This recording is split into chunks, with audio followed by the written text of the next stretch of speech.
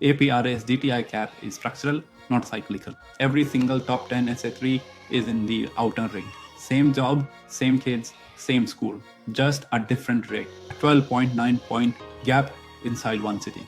This is the policy choice that creates stagflation. Same pattern at the city level, bottom quartile rising, top quartile falling.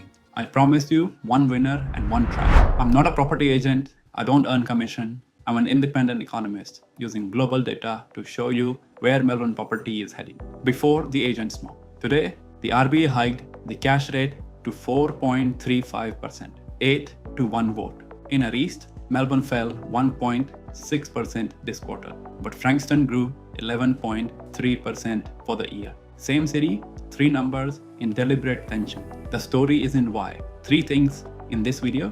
1. The event, what just happened with the RBA. 2. The Melbourne impact, how this hits buyers in your suburb. 3. The actionable suburb. 1. Melbourne corridor that just became a winner, and 1 that just became a trap. Stay till the end, I'll name both of them.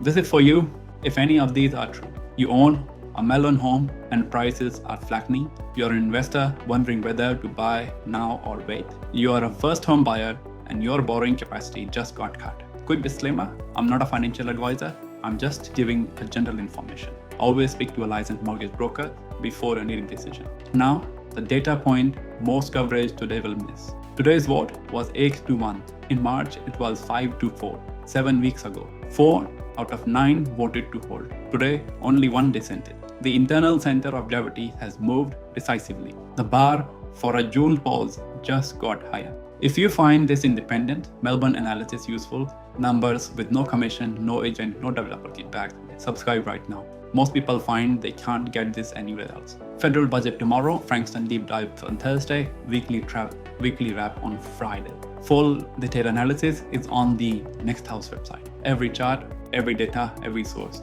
every methodology in input note. Linked in the description. Back to the data. Now the event in detail. The RBA lifted the cash rate 25 basis points, 4.10 to 4.35, effective immediately. Here is the cycle. 3 2025 cuts, 3 2026 hikes. Back to where we started 15 months ago. Look at the forward shift again. 5 to 4 in March, 8 to 1 today. Most coverage will lead with the rate. They will miss the vote. Why did this happen? A chain that started 10,000 kilometers away. Late February, Iran conflict became Israel and US strikes on Iranian sites. The Strait of Hormuz intermittently closed. Brent crude broke $100 a barrel. Some intra-session prints touched 126. Australian retail unleaded is $2.57 a litre by 31st of March. The Albanese government halved the fuel price from 1st of April, 26 cents per litre off retail.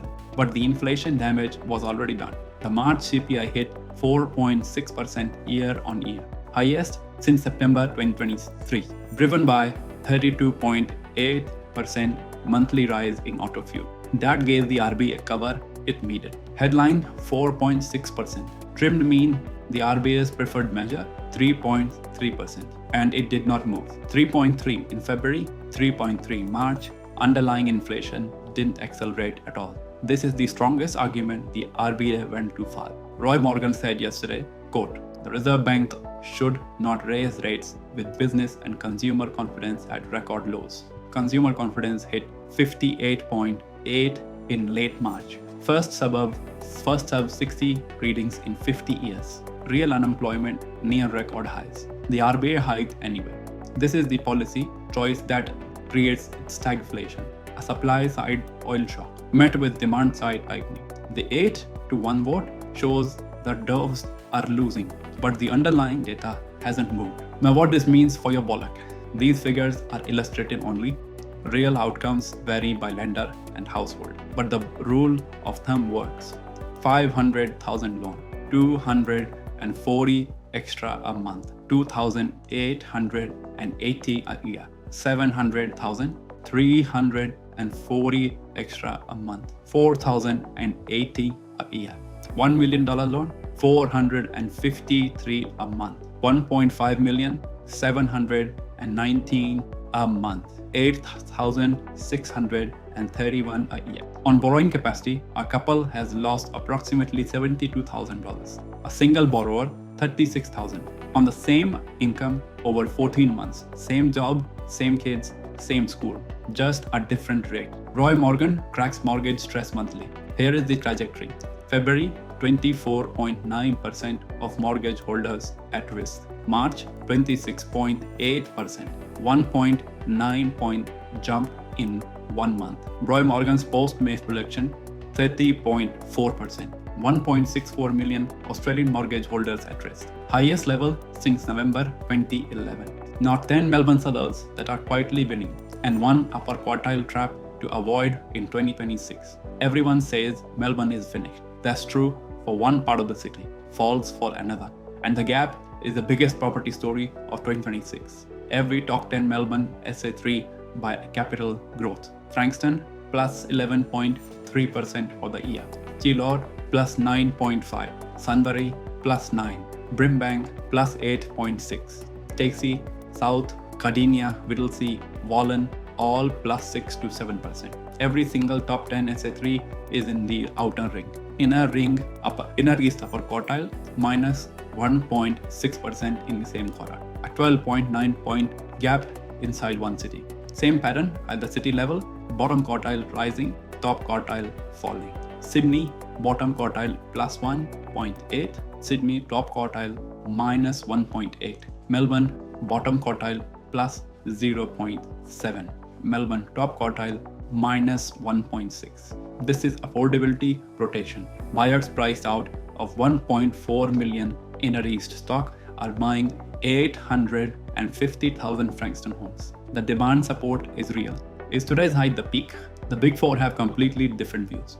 CBA and ANZ, today is the peak extended pause. NAB 4.6% possible.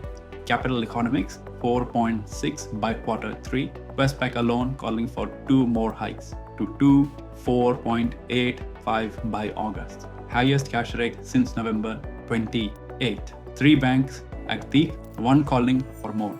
This results over the next 8 weeks of CPI and oil prices. Now the actionable suburb. I promised you 1 winner and 1 trap. The winner, Frankston, plus 11.3% for the year. Median 851,000. Buyers priced out of 1.4 million. Hawthorn are converting to 850,000 Frankston. Totality data confirms the rotation, 5 to 10 year hold. Strongest yield, growth and resilience right now. The trap, Toorak, Hawthorn, Camberwell, Brighton, Kew. Inner East upper quartile fell 1.6% this quarter. APRA's DTI cap is structural, not cyclical.